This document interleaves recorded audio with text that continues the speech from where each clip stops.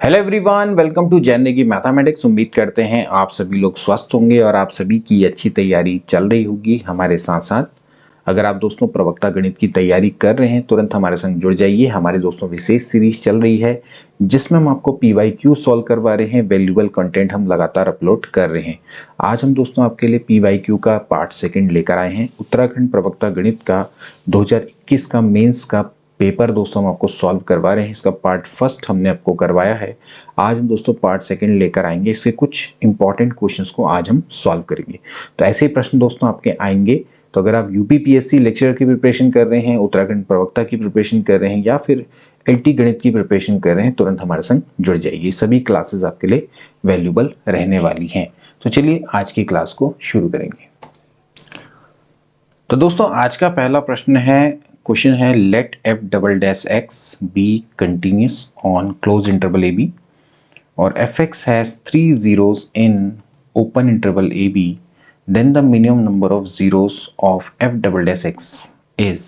आपको चार ऑप्शन दोस्तों दिए हुए, आपने बताना है कि कौन सा करेक्ट होगा। ठीक है, तो देखिए इस क्वेश्चन को हम किसकी मदद से दोस्तों करेंगे, ये रोलेस थ्योरम की मदद से दोस्तों हम करेंगे। पहले मैं आपको रोलेस थ्योरम दोस्तों समझा दूं। मान लेते हैं दोस्तों fx is continuous in closed interval a b।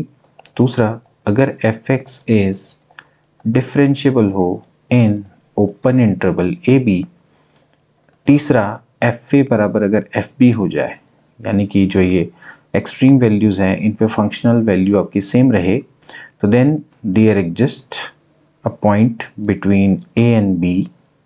A और बी के बीच में दोस्तों डेफिनेटली एक ऐसा पॉइंट एग्जिस्ट करेगा जिसके लिए f' बराबर 0 हो जाएगा। ओके, अब इसकी ज्योमेट्रिक मीन समझिए। ज्योमेट्रिक मीन का मतलब सिंपल है कि भैया अगर ए और बी ये दो पॉइंट है, ओके, और इस पे फंक्शन वैल्यू सेम है। जैसे मान लेते हैं ये वैल्यू है fx की, ठीक है। अब एक कर्व आपका बिल्कुल कंटिन्यूस है और डिफरेंशिएबल है। इसका मतलब ये है कि कर्व मान लेते हैं इस तरह से रहा होगा कुछ देर के लिए। बहुत सिंपल सा कर्व मैं आपको बता के दिखा रहा हूँ। तो fx कंटिन्यूस, कंटिन्यूस का मतलब ये है कि हम a से लेकर b तक का जो कर्व बनाएंगे वो बिना पेन उठाए बना सकते हैं। दूसरा, ये डिफरेंशिएबल है, यानी कि इसमें बीच में कोई भी ऐसा कॉर्नर पॉइंट नहीं है, हर पॉइंट पे यूनिट टेंजेंट है। तो इसमें कहीं ना कहीं एक पॉइंट ऐसा होगा जहां पर इस पर जो खींचा गया टेंजेंट होगा वो बिल्कुल x एक्सिस के पैरेलल होगा। ठीक है, तो ये यानी कि स्लोप इसका क्या हो जाएगा, 0 हो जाएगा। और स्लोप अगर 0 हो जाएगा तो उसी को हम क्या बोलेंगे, f' बराबर 0। तो ये पॉइंट आपका C रहा होगा, इस पे जो स्लोप है वो आपका क्या रहेगा, 0 रहेगा। तो कम से कम एक, अब जरूरी नहीं कि एक ही करे, एक से ज्यादा भी हो सकता है। मान लेते हैं ऐसे करके गया ये और ये हो गया, तो इस केस में आपके तीन आप देख सकते हैं पॉइंट है जहां पर जो f' है वो 0 हो जाएगा। जैसे C1 C2 C3 लिया तो f' बराबर 0, f' बराबर 0 और f' बराबर 0। इस तरह से दोस्तों हमारा जो रोलेस थ्योरम है वो वर्क करता है। ओके, तो अब यहाँ पर सबसे पहले आपको देखा भाई f double dash x continuous है इन क्लोज इंटरवल। तो अगर मैं रोलेस थ्योरम की डेफिनेशन से देखूं, देखिए सबसे पहले जो सॉल्यूशन होगा तो fx के आपको 3 0 दे रखे हैं बिटवीन a एंड b। ठीक है, यानी कि a और b के बीच में 3 0 है। लेट मानता हूँ वो 3 0 है x1 x2 x3 such that कि x1 x2 x3 एक दूसरे से छोटा है। सबसे छोटा x1 है, फिर x2 है, फिर x3 है, फिर b है। तो मान लेते हैं इनके बीच में ये आपके तीन पॉइंट्स हैं जिसके लिए fx1 बराबर है 0, fx2 बराबर है 0 एंड fx3 बराबर है 0। ओके, तो अब अगर मैं दोस्तों यहाँ पर रोलेस थ्योरम को इंटरवल बाय इंटरवल दोस्तों अगर मैं अप्लाई करूँ, लाइक सबसे पहले मैं ले लेता हूँ इंटरवल x1 से लेके x2। ओके, तो अब अगर आप दोस्तों इसमें रोलेस थ्योरम अप्लाई करेंगे तो देखिए, क्योंकि f डबल डैश एक्स आपका कंटिन्यूस है on a close interval a b, तो इसका मतलब f डैश एक्स है, fx भी आपका इस पूरे इंटरवल पे कंटिन्यूस है। तो इसका मतलब ये है कि दोस्तों यहाँ पर जो इस पॉइंट पर जो फंक्शन है वो कंटिन्यूस है, डिफरेंशिएबल है।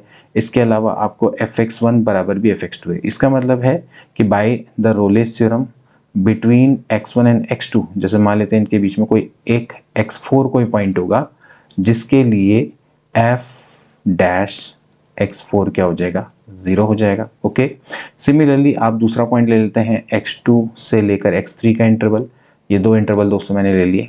ठीक है, अब फिर वही चीज़ है कि इस पर जो फंक्शन है वो कंटिन्यूस है, इस पर ओपन में डिफरेंशिएबल है। तो इन दोनों के बीच में एक ऐसा पॉइंट एग्जिस्ट करेगा, जिससे मान लेते हैं, चलो मैं थोड़ा सा समझाने के लिए इसको C1 ले लेता हूँ। ठीक है, इसको C2 मान लेते हैं। तो इसके बीच में एक ऐसा पॉइंट एग्जिस्ट करेगा जिसके लिए f' C2 बराबर क्या हो जाएगा, 0 हो जाएगा। ओके, इसी प्रोसेस को हम दोबारा रिपीट करेंगे। देखिए अब आपको पता लग गया भाई एफ डैश C1 बराबर है 0, एफ डैश C2 भी बराबर है 0।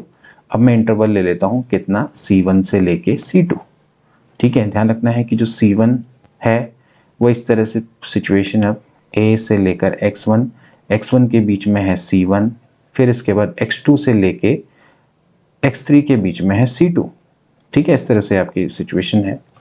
तो अब आपने क्या लिया है, अब अपने दोस्तों C1 से लेके C2 ले लिया है। ठीक है, तो अब मैं जब C1 से लेके C2 इंटरवल लूँगा तो फिर दोस्तों वही होगा कि इस पर आपका ये फंक्शन कंटिन्यूस है, साथ ही साथ ये डिफरेंशिएबल है। ओके, साथ ही साथ एफ डैश C1 बराबर है एफ डैश C2। अब देखिए क्योंकि एफ डबल डैश एक्स आपका दोस्तों कंटिन्यूस दे रखा है। ठीक है, तो मैं अब यहाँ पर फंक्शन की बात करूँगा एफ डैश एक्स की। ठीक है, तो एफ डैश एक्स दोस्तों इस पर कंटिन्यूस है, इस पर दोस्तों ये डिफरेंशिएबल है, as well as f dash C1 बराबर है एफ डैश C2। इसका मतलब है कि C1 और C2 के बीच में दोस्तों कोई ना कोई एक ऐसा पॉइंट एग्जिस्ट करेगा, जिससे मान लेते हैं उसको C मान लेते हैं, जिसमें एफ डबल डैश C बराबर क्या हो जाएगा, 0 हो जाएगा। ओके, तो इसका मतलब ये है कि एटलीस्ट 1 0 इनके बीच में लाई करेगा, जिसके लिए एफ डबल डैश एक्स क्या होगा, 0 के बराबर होगा। ठीक है, तो इसका जो आंसर है वो क्या होना चाहिए, एटलीस्ट 1। तो मिनिमम नंबर ऑफ 0 क्या होना चाहिए, 1। So none of this is a right answer. 2 नहीं हो सकता। अगर मान लेते हैं आपको पूछा होता कि भाई एफ एक्स के, ठीक है, या एफ डैश एक्स का दोस्तों अगर आप पूछा जाता, एफ डैश एक्स का होता है कि मिनिमम नंबर ऑफ 2 जीरोज दोस्तों लाई करेंगे, जैसे हमने निकाला यहाँ पर एक C1 है और एक C2 है, तो ये 2 जीरो दोस्तों इसके बीच में क्या कर सकते हैं, लाई करेंगे। लेकिन जब हम बात करेंगे एफ डबल डैश एक्स की, तो फिर उसके केस में दोस्तों एक ही इंटरवल है C1 से लेके C2, तो फिर उस केस में एक ही एटलीस्ट 1 दोस्तों इसमें 0 क्या करेगा, लाई करेगा। हो सकता है ज़्यादा हो, तो हम यहाँ पर कम से कम की बात करें तो एक या एक से ज़्यादा हो सकता है, लेकिन मिनिमम नंबर ऑफ 0 क्या हो जाएगा, 1 हो जाएगा। तो 1 इज द राइट आंसर। इसके बाद नेक्स्ट क्वेश्चन देखेंगे दोस्तों, let f be differentiable for all x is equal to 1 and f1 बराबर है -2, f dash x is greater than equal to 2 for all x is the element of 1,6। Then आपको दोस्तों बताना है। देखिए दोस्तों ये सारे के सारे एप्लीकेशन बेस्ड क्वेश्चन है, डिफरेंशियल कैलकुलस के प्रश्न है।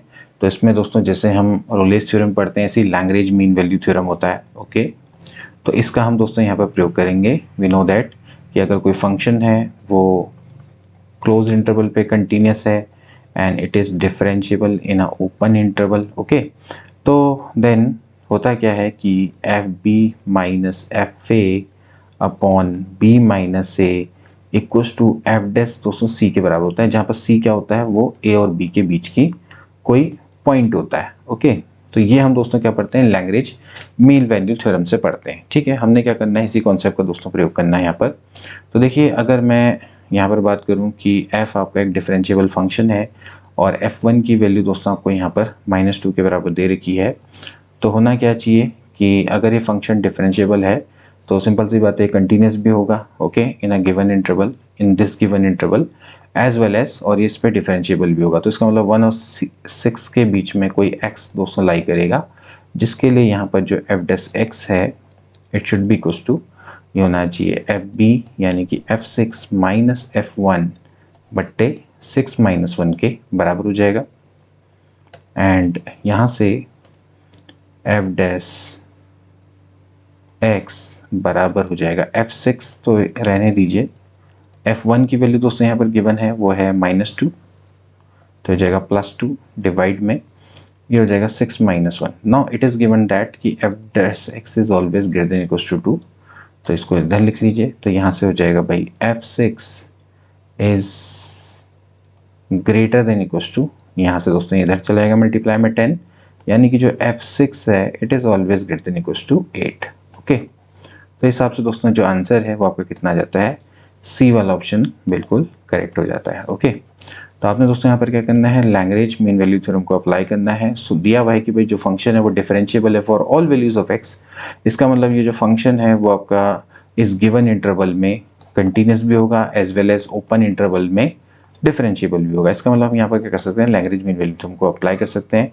1 और 6 के बीच में लेट कोई ऐसा पॉइंट है x जिसपे एफ डैश एक्स बराबर f b minus F a बट्टे b minus a. F dash x की वैल्यू दोस्तों आपको दे रही है, it is always greater than equals to 2, तो इसका मतलब है कि इसको लिखा देंगे greater than equals to 2 and then solve this inequality and you have this result. Okay, so f6 is greater than equals to 8. इसके बाद नेक्स्ट क्वेश्चन देखेंगे, the maximum value of function y बराबर sine x into 1 plus cos x at this interval, यानी कि 0 से लेके 2 पाई। तो देखिए इस प्रश्न को दोस्तों कैसे करेंगे, ये आपका मैक्सिमम मिनिमा का दोस्तों क्वेश्चन है और इसमें हम डेरिवेटिव टेस्ट को दोस्तों अप्लाई करेंगे। सबसे पहले आप थोड़ा सा इसको प्रॉपर लिख सकते हैं, साइन एक्स है, अंदर मल्टीप्लाई कर देंगे, ये हो जाएगा sine x into cos x, इसमें आप 2 से ऊपर नीचे मल्टीप्लाई करके इसको बना लीजिए sine x plus 1/2 sine x. Okay, plus इस तरह से हम इसको सिंपल बना सकते हैं। अब इसके बाद हम इसको डिफरेंशिएट कर देंगे, d y by d x, sine x का हो जाएगा cos x plus sine x का साइन 2x का 2 साइन एक्स 2 कॉस एक्स, ये हो जाएगा 2 कॉस 2x बाई 2, 2 से 2 कट गया तो ये आ गया cos x plus cos 2x। ठीक है, अब हमारा काम ये रहेगा कि इसको हम प्रॉपर फॉर्म में लिखें, एक क्वाड्रेटिक की फॉर्म में, तो जाएगा 2 cos स्क्वायर एक्स माइनस 1, तो it will be 2 cos square x plus cos x minus 1, and for the condition of maximum minima it should be equal to 0। ठीक है, तो यहाँ से हम इसको लिख सकते हैं 2 cos square x plus 2 cos x minus में cos x माइनस 1 बराबर 0। ओके, ना यहाँ से दोस्तों इसको सॉल्व करिए, ये हो जाएगा, यहाँ पर लिख लेता हूँ मैं, ये हो जाएगा 2 cos x को अगर मैं कॉमन लूँगा तो it will give you cos x plus 1 minus 1 में cos x प्लस 1 बराबर 0। सो यहाँ से cos x बराबर एक तो आ जाएगा 1/2 और एक आ जाएगा cos x बराबर -1। ठीक है, अब आप अगर इसको इसी वाले को डबल डिफरेंशिएट करें, यानी कि d square y by d x square निकालें, तो cos x का हो जाएगा माइनस साइन एक्स एंड ये हो जाएगा माइनस में 2 साइन 2x। ठीक है, तो यहाँ पर से अगर आप इन वैल्यूज़ को देखें तो cos x की वैल्यू अगर 1/2 है तो इसका मतलब है कि x बराबर दोस्तों क्या रहा होगा, यहाँ से π/3 रहा होगा। ओके, आपकी कौन कौन सी वैल्यूज़ निकलती हैं वो आपने देखनी है। एक तो π/3 हो गया, 0 से लेकर 2 पाई तक का इंटरवल है, और x की वैल्यू दोस्तों यहाँ पर से क्या है, पाई है। ठीक, तो एक यहाँ पर जो पाई है, तो पाई के लिए तो दोस्तों यहाँ पर देखा जाए तो साइन पाई और साइन 2 पाई है, तो उसकी जो वैल्यू है उसके लिए तो यहाँ पर ये 0 हो जाएगा। लेकिन इसके लिए दोस्तों अगर देखें तो यहाँ पर इसकी वैल्यू आ जाएगी माइनस साइन π/3 एंड माइनस हो जाएगा साइन 2π/3। ठीक है, तो जो भी इसकी वैल्यू आएगी वो दोस्तों क्या आएगी, नेगेटिव आएगी, क्योंकि साइन 2π/3 वो आपका पॉजिटिव होता है, साइन π/3 वो पॉजिटिव होता है, बाहर से नेगेटिव का साइन है तो ये नेगेटिव हो जाएगा, यानी कि x बराबर π/3 is a point of maxima. Okay, so it is a point of maxima, result के according it is a point of maxima. ठीक है, तो यहाँ से आप इस रिजल्ट को निकाल सकते हैं। आप सिंपली x की जगह पे π/3 यहाँ पर रख दीजिए, तो जाएगा y sine π/3 okay into 1 plus cos π/3। So that is the maximum value, यही आपकी मैक्सिमम वैल्यू रहने वाली है। तो साइन π/3 दोस्तों कितना होता है, √3/2 इंटू 1 प्लस 1/2, यानी कि 3√3/4। सो 3√3/4 is the right answer, so option number A will be correct. तो 3√3/4 इज अ राइट आंसर। ठीक है, तो आपने सिंपली करना क्या था कि यहाँ पर से पहले y बराबर जो आपके सामने फंक्शन दोस्तों दिया हुआ उसको सिंपल फॉर्म में थोड़ा सा लिख सकते हैं। देन उसके बाद आपने जब उसको डिफरेंशिएट किया, डिफरेंशिएट के बाद दोस्तों आपने इसको इक्वेट करना है 0। यहाँ से हमें मिलेंगे दोस्तों टर्निंग पॉइंट्स, एंड यहाँ पर अगर आप देखेंगे कि भैया x बराबर π/3 पे ये जो फंक्शन है वो मैक्सिमम है, क्योंकि यहाँ पर जो डबल डिफरेंशिएशन है वो आपका क्या आता है, नेगेटिव आता है। इसका मतलब this is the point of local maxima, while x बराबर पाई पे ये आपकी जो वैल्यू है 0 आती है, इसको हमें फिर आगे चेक करने की आवश्यकता नहीं है। ठीक है, तो इस हिसाब से x बराबर जो π/3 है it is a point of local maxima, and जो मैक्सिमम वैल्यू है वो कितनी हो जाएगी, 3√3/4 के बराबर हो जाएगी। ठीक है, आप इसके अलावा दोस्तों एक चीज़ ध्यान रखना कि इन इंटरवल पर भी वैल्यू को चेक किया जाता है 0 से लेकर 2 पाई। तो अगर आप दोस्तों यहाँ पर साइन 0 रखेंगे तो ये बेसिकली 0 हो जाएगा, और साइन 2 पाई रखेंगे तो भी ये क्या हो जाएगा, 0 हो जाएगा। ठीक है, तो आपको इतना तो क्लियर हो गया कि भैया 0 पे और 2 पाई पे तो ये वैल्यू आपकी 0 आ रही है, तो और 0 इसमें है नहीं कहीं रिजल्ट में, तो उसको चेक करने की आवश्यकता नहीं है, आपको सिंपली लोकल मैक्सिमम वैल्यू निकालनी पड़ेगी। नेक्स्ट क्वेश्चन आपके सामने दोस्तों, the feasible region for the linear programming problem. ये लीनियर प्रोग्रामिंग प्रॉब्लम है दोस्तों, जिसमें आपको मैक्सिमाइज करना है, ये आपका एक ऑब्जेक्टिव फंक्शन है दोस्तों जिसको आपने मैक्सिमाइज करना है subjected to these are the constant and there is a non negative restriction, यानी कि x1 और x2 क्या होना चाहिए, ग्रेटर देन इक्वल्स टू 0 होना चाहिए। आपने बताना है कि जो फिजिबल रीजन बनेगा वो बाउंडेड होगा, अनबाउंडेड होगा, क्लोज्ड होगा या फिर नन ऑफ दीज होगा। ठीक है, तो देखिए इसको कैसे करेंगे। सबसे पहले तो दोस्तों इसको हम इनइक्वालिटी को इक्वालिटी में कन्वर्ट करते हैं। यहाँ पर हो जाएगा x1 प्लस 2x2 बराबर 7 and x1 minus x2 is equals to 4। ठीक है, अब सबसे पहले आपको दोस्तों यहाँ पर से जो पॉइंट्स है एक्स एक्सिस पे और वाई एक्सिस पे दोस्तों ये जो लाइन है, लाइन को मैं ड्रॉ करना है। तो लाइन को ड्रॉ करने के लिए पहले इसमें x2 0 रखिए। जब हम x2 दोस्तों 0 रखेंगे तो x1 की क्या वैल्यू आ जाएगी, 7 आ जाएगी। ठीक है, सिमिलरली अगर आप x1 दोस्तों 0 रखते हैं तो x2 की वैल्यू कितनी आती है, 7/2 आती है। ओके, नाउ सिमिलरली आप क्या करेंगे, यहाँ पर x2 0 रखेंगे तो x1 की वैल्यू 4 आ जाएगी। एंड सिमिलरली जब आप दोस्तों यहाँ पर से x2 की वैल्यू है, x1 की वैल्यू है दोस्तों जब आप 0 रखते हैं तो इसकी वैल्यू आ जाती है -4। ठीक है, अब इसके अकॉर्डिंग ही दोस्तों आपने क्या करना है, इस फिगर को बनाना है। तो देखिए किस तरह से इसको बनाएंगे, नॉर्मल तरीके से वो उसको बनाएंगे।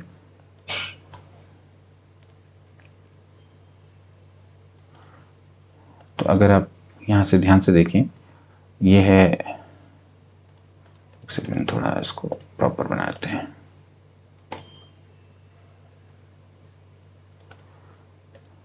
सो वी हैव 7/0। तो अगर आप इसको स्केल में मानिए, जैसे भाई 2 4 6 8, ठीक है, यहाँ पर भी देखें तो -2 -4 इस तरह से मान सकते हैं। ठीक है, तो आप देखें अगर दोस्तों तो यहाँ पर हो जाता है 7,0, तो ये पॉइंट रहा होगा, और दूसरा हो गया 0,7/2, तो ये 2 है और ये 4 है, तो यानी कि 3.5 समथिंग, तो यहाँ पर दोस्तों रहा होगा। आप इन दोनों को ज्वाइन कर दीजिए।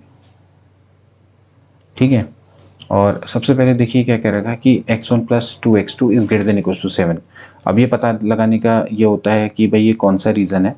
तो देखिए अगर मान लेते हैं यहाँ पर 0 0 रख के देखिए, 0 0 अगर इस इनक्वालिटी को सेटिस्फाई करता है तो ये नीचे वाला रीजन होगा, नहीं तो ऊपर वाला रीजन होगा। ठीक है, तो आप देखिए अगर 0 0 रखते हैं तो 0 0 is greater than equal to 7, no it is not greater than equal to 7। तो इसका मतलब है कि कौन सा रीजन रहा होगा, ऊपर वाला। और साथ ही साथ दोस्तों अगर आपको x1 x2 greater than equal to 0 दे रखा है तो इसका मतलब है कि वैल्यू आपकी किस में लाई करेगी, फर्स्ट क्वाड्रेंट में ही दोस्तों लाई करेगी। ठीक है, तो ध्यान रखना है इससे बाहर नहीं जाएगी। तो इसका मतलब है कि फिलहाल ऊपर का रीज़न दोस्तों है। ठीक है, अभी मैं ड्रॉ नहीं कर रहा हूँ, बाद में बनाएंगे कॉमन। ऐसे दोस्तों आपने इसको बनाना है x1 minus x2 is equals to 4। तो इसका मतलब है कि आपने यहाँ पर बनाना है भैया 4,0, दिस इज़ अ पॉइंट। दूसरा हो गया -4,0। ठीक है, अब आप इसको दोस्तों जब बनाएंगे तो ये इस तरह से बनेगा। ठीक है, तो अब अगर आप इसको देखें ध्यान से तो यहाँ पर है क्या कि इस रीजन में x1 minus x2 less than equals to 4 है। तो इसका मतलब है कि अगर इसमें 0 0 रखते हैं तो फिर इससे नीचे का रीज़न होगा, मतलब कि इधर 0 वाला रीज़न होगा, यानी कि इधर वाला रीज़न होगा। ठीक है, अब दोस्तों यहाँ से एक चीज़ तो क्लियर है कि ये जो रीज़न है दोस्तों क्या होने वाला है, अनबाउंडेड, क्योंकि इससे इधर का रीज़न है और इससे भी दोस्तों क्या है, इधर का रीज़न ये रहने वाला है। यानी कि जो रीज़न रहेगा दोस्तों ऐसे रहने वाला है। ये रीज़न है इसका बाहर का। ओके, इसका भी जो रीज़न है वो कहाँ को रहने वाला है दोस्तों, इधर की ओर को रहने वाला है। ठीक है, साथ ही साथ इस तरह से ये आपको देखने को मिलेगा। तो ये जो रीज़न है दोस्तों कैसा है, ये अनबाउंडेड रीज़न रहने वाला है। ओके, तो आपने क्या करना है, फिगर की मदद से इनको कैलकुलेट इस तरह से करना है। तो आप फिगर बनाइए एंड फिगर के अकॉर्डिंग दोस्तों आपने क्या करना है, जो रीज़न है उनको यहाँ पर ड्रॉ करना है। साफ साफ है, x1 minus x2 less than equals to 0 है, लेस देन इक्वल्स टू 4 है। तो इसका मतलब ये है कि 0 0 इसको सेटिस्फाई करता है। तो इसका मतलब है कि इस लाइन के इधर का रीजन जिसमें आपका ओरिजिन समाहित होगा। ठीक है, तो इधर का आपका रीजन है जिसमें ओरिजिन लिया जाएगा। ठीक है, वरना इधरवाइज इधर का रीजन होता है, इधर का रीजन होता है जिसमें 0 ना हो। ठीक है, तो ये आपका है। ठीक, तो इस तरह से हम इसको समझ सकते हैं। ऐसे देखिए दोस्तों, एक और प्रश्न है, solution of linear programming problem. इसको मिनिमाइज करना है और आपने सब्जेक्ट ये है subjected to this x1 plus x2 greater than equal to 1 और यहाँ पर x1 plus 2x2 less than equal to 10 and x2 बराबर 4 है। तो देखिए इसको किस तरह से करेंगे। सबसे पहले तो इन इक्वालिटी को इक्वालिटी में कन्वर्ट करेंगे। x1 प्लस x2 बराबर 1 है, फिर हो जाएगा x1 प्लस 2x2 बराबर लिख देंगे 10 और साथ ही साथ x2 बराबर भी 4 लिख दीजिए। ठीक है, तो यहाँ पर आप ध्यान से देखेंगे तो भैया आप सबसे पहले मैं इसकी x2 0 रखूँगा तो x1 कितना आ जाएगा 1 आ जाएगा। वहीं x1 जब 0 रखूँगा तो x2 कितना आ जाएगा 1 आ जाएगा। ओके, फिर इसके बाद हम यहाँ पर ऐसे ही x2 यहाँ पर 0 रखेंगे तो जाएगा 10,0। ठीक है, और यहाँ पर जब x1 दोस्तों यहाँ पर 0 रखेंगे तो ये आ जाएगा 5, तो 0,5। ठीक है, फिर यहाँ पर आपका x2 बराबर 4, ये लाइन हम ड्रॉ कर लेंगे। ठीक है, तो अब देखिए यहाँ पर से जब मैं इस रीजन को ड्रॉ करता हूँ, ठीक है, तो यहाँ पर आप ध्यान से देखें, जैसे आप इसी के अकॉर्डिंग स्केल बना सकते हैं। तो मैं थोड़ा बड़ा स्केल बनाता हूँ, 5, 10 और ऐसे यहाँ पर 5, 10, ज़्यादा इसकी ज़रूरत नहीं है। और यहाँ पर देखेंगे तो इसी तरह से आपका इसमें काम चल जाएगा। ठीक है, यहाँ पर 5 का बना दीजिए। ओके, तो अब हम जब इसको ड्रॉ करेंगे, सबसे पहले तो लाइन ड्रॉ करिए 1, 0, 0,1, यहाँ कहीं पर होगा 1, 0 एंड 0,1। तो जब इसको ड्रॉ करेंगे तो ये लाइन होनी चाहिए। ठीक है, ओके, और अगर आप इसको देखें x1 प्लस x2 क्या है दोस्तों, ग्रेटर देन इक्वल टू 1 है। इसका मतलब ये है कि अगर आप यहाँ पर 0, 0 रखते हैं तो 0 ग्रेटर देन इक्वल टू 1 होता है। नहीं, इसका मतलब इधर का रीज़न ना होके कहाँ का रीज़न रहा होगा, इसमें ऊपर का रीज़न है, यहाँ का ऊपर का रीज़न है। ठीक है, ऊपर की ओर को जाना है और साथ ही साथ ये फर्स्ट क्वाड्रेंट में रहेगा क्योंकि ये दिया हुआ है। जब ये दिया होगा तो फर्स्ट क्वाड्रेंट में ही बनेगा, तो इससे फिलहाल ऊपर का रीज़न है। ठीक है, अभी हम आगे बनाएंगे। अब इसके बाद देखिए 10,0 यानी कि ये हो गया 10,0 एंड 0,5। इसको दोस्तों ज्वाइन कर लेते हैं। ठीक है, तो इसको जब हम ज्वाइन करेंगे तो इस तरह से बन जाएगा, ये हो गया। ठीक है, अब इसमें अगर देखें तो आपको दिया हुआ है लेस देन इक्वल टू 10। तो अगर आप देखते हैं तो 0 इसको सेटिस्फाई करता है, बिल्कुल सेटिस्फाई करता है, यानी कि ओरिजिन को कंटेन करने वाला रीजन होगा, यानी कि इस तरफ होगा तो यानी कि नीचे की ओर को होगा। ठीक है, इसके अलावा एक और देख लेते हैं, x2 less than equal to 4। अब आप समझ लीजिए कि x2 बराबर 4 वो लाइन है जो कि पैरेलल होगी x एक्सिस के। ओके, तो यहाँ पर आप इसको कैसे लिख सकते हैं, कैसे बनाएंगे, देखिए अगर मान लेते हैं यहाँ पर 4 होगा, यहाँ पर कहीं पर 4 होगा तो इसके बिल्कुल पैरेलल लाइन, इसके बिल्कुल पैरेलल लाइन इस तरह से ये। ठीक है, इस तरह से। तो अब इसका देखें तो x2 less than equal to 4 यानी कि इससे नीचे का पार्ट। तो अगर आप इन तीनों को ध्यान से देखें तो इसके ऊपर का पार्ट बनना है, इस लाइन के नीचे का पार्ट बनना है। तो इस हिसाब से देखा जाए तो ये वाला रीज़न आपका फिजिबल रीज़न निकल कर आता है, जो कि बिल्कुल बाउंडेड रीज़न है। ये रीज़न है, ठीक है, ये रीज़न है जो कि निकल के आता है। ठीक है, अब इन्हीं पॉइंट्स के जो कॉर्नर पॉइंट है उसी पर आपको क्या करना है, इस फंक्शन को मिनिमाइज करना है, यानी कि मिनिमम वैल्यू कहाँ पर होगी, सबसे कम वैल्यू कहाँ पर होगी।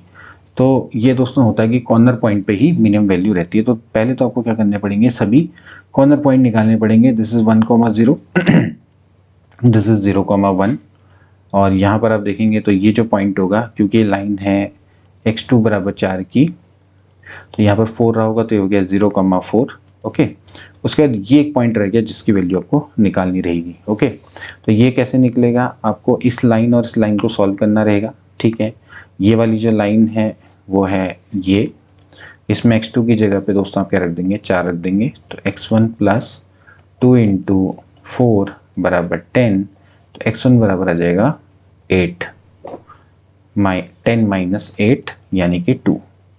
तो x2 की वैल्यू दोस्तों आपके यहाँ पर से क्या आ गई, 2 आ गई, मतलब कि x1 की वैल्यू 2 आ गई और x2 की वैल्यू कितनी रहेगी, 4 रहेगी, तो 2,4। ठीक है, अब आपने देखना है कि इनमें से किन पॉइंट पे ये जो फंक्शन है वो मिनिमाइज हो जाता है, यानी कि z बराबर है 2x1 प्लस x2। तो आपने देखना है कि किस में इसकी वैल्यू क्या है, मिनिमम है। तो अगर आप देखते हैं तो आपके पास कौन कौन से पॉइंट हैं एक बार देख लेते हैं। ये हमारे पास पॉइंट है दोस्तों, ये कॉर्नर पॉइंट है फिजिबल रीजन के, उनको हमें चेक करना होता है।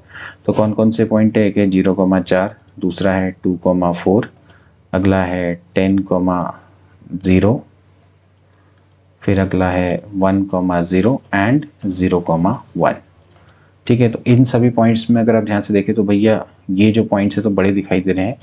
तो 1,0 एंड 0,1 पे अगर मैं चेक करूं तो यहाँ पर आप देख सकते हैं कि 2 × 1 + 0, एक तो आता है 2 आता है, और दूसरे वाले में देखते हैं तो 0,1 पे ये हो जाता है 2 × 0 + 1, यानी कि इसकी वैल्यू क्या आती है, 1 आ जाती है। ओके, तो देखा जाए तो यहीं पर ही सबसे ज़्यादा मिनिमम वैल्यू इसकी दिखाई देगी।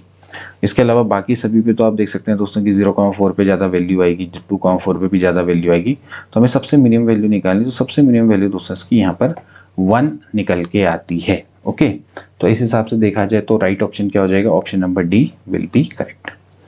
तो आप दोस्तों क्या कर सकते हैं, इस तरह से जो फिजिबल रीज़न है उसकी मदद से मिनिमम पॉइंट को निकाल सकते हैं। आपने देखना होता है कि जो आपका फिजिबल पॉइंट्स आते हैं या फिजिबल रीजन दोस्तों आता है, उसके कॉर्नर पॉइंट ही दोस्तों क्या करते हैं, इसको ऑप्टिमाइज करते हैं। ओके, अब जो भी करना होगा आपको मैक्सिमाइज करना होगा, मिनिमाइज करना होगा, क्वेश्चन से पता लगेगा। तो अगर आपको मैक्सिमाइज करना होता तो फिर इन पॉइंट पे z की मैक्सिमम वैल्यू देखते हैं। ठीक, तो हमने देखा कि इस पॉइंट पे मिनिमम वैल्यू किस पे आ रही है, इन 1 2 3 4 5 पॉइंट में से ये 0,1 पे आ रही है। तो यही इसकी क्या है, मिनिमम वैल्यू है। ऐसे देखिए एक और प्रश्न देखेंगे, suppose that mod of 3x plus mod of 2y less than equal to 1 है, देन आपको maximum value of 9x plus 4y निकालना है। सेम अगेन उसी टाइप का क्वेश्चन है। अब देखिए क्योंकि ये मॉड लगा हुआ है तो इस केस में आपको क्या करनी पड़ेगी, आपके पास दोस्तों क्या आएंगी, 4 लाइन्स आएंगी, उनकी आपको उनको ड्रॉ करना है और कुछ नहीं इसमें। ठीक है, जैसे सबसे पहले मैं मान लेता हूँ कि x और y जब दोनों के दोनों पॉजिटिव हो तो इस केस में कौन सी लाइन बनेगी, 3x plus 4y is less than equal to 1, मतलब ये रीजन बनेगा। ओके, ऐसी जब x और y, x पॉजिटिव हो y नेगेटिव हो तो इसका मतलब है कि बन जाएगा -3x प्लस 4 प्लस, सॉरी ये 4 नहीं है 2 है, ये 2y less than equal to 1। Similarly जब x नेगेटिव है y भी नेगेटिव है तो हो जाएगा -3x minus 2y less than equal to 1। And जब x आपका नेगेटिव है एंड y पॉजिटिव है, अच्छा x ग्रेटर देन 0 है y नेगेटिव है, तो ये होना चाहिए था, यहाँ पर माइनस होना चाहिए था क्योंकि पॉजिटिव है। तो x जब नेगेटिव है और y पॉजिटिव है तो हो जाएगा -3x plus 2y is less than equal to 1। तो ये बेसिकली आपके पास 4 रीजन आते हैं। ठीक है, अब इनको दोस्तों आपने समझना है, पहले थोड़ा सा साइन को सही कर लीजिए, यहाँ पर तो ठीक है। इसको अगर मैं देखूँ तो मैं इसको कैसे लिख सकता हूँ अपनी सहूलियत के लिए, 3x plus 2y greater than equal to -1। Okay, और इसको मैं लिख सकता हूँ 3x minus 2y greater than equal to -1। ठीक है, इसको इस तरह से बना दिया। अब आपने क्या करना है, यहाँ पर से पहले इसके जीरोज निकालने, जैसे कि पहले 3x प्लस 2y बराबर 1 है, तो आपने सबसे पहले इस लाइन को ड्रॉ करना होगा। तो लाइन को जैसे ड्रॉ करेंगे तो आप किस तरह से इसको ड्रॉ करेंगे, देखिए 3x प्लस 2y है, एक सेकेंड रुकिए, पहले में काम करते हैं, x बराबर 0 रखते हैं तो y आ जाता है 1/2, और ऐसे ही जब इसमें y 0 रखते हैं तो x आ जाता है 1/3। ठीक है, तो पहले वाले के लिए जो पॉइंट रहेगा वो कितना रहेगा, वो रहेगा यहाँ पर से 0,1/2, 0,1/2 हिसाब से दोस्तों बनाते हैं, 0,1/2 यहाँ कहीं पर होगा एंड 1/3,0 यहाँ कहीं पर होगा। ठीक है, 1/3,0, तो आप इसको ज्वाइन कर लीजिए।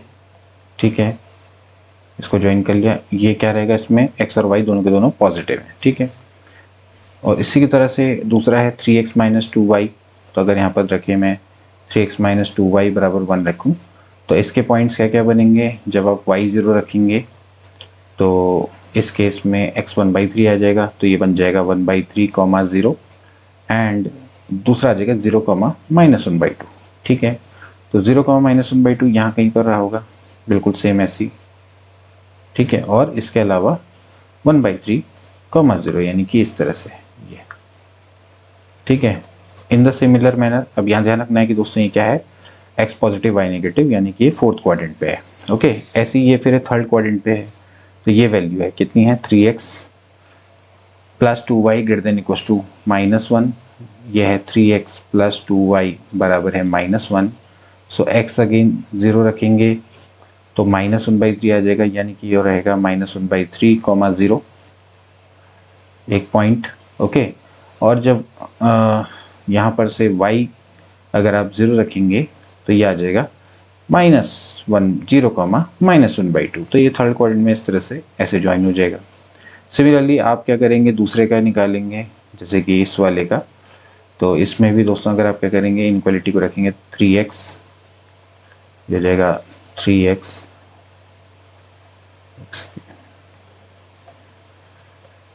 ऐसे यहाँ पर रखेंगे 3x माइनस 2y बराबर -1, इसकी लाइन खींचनी है। तो फिर वही है कि जब आप x बराबर 0 रखते हैं तो ये 1/2 आता है, यानी कि 0,1/2, और जब y 0 रखते हैं तो -1/3 आता है, यानी कि ये लाइन।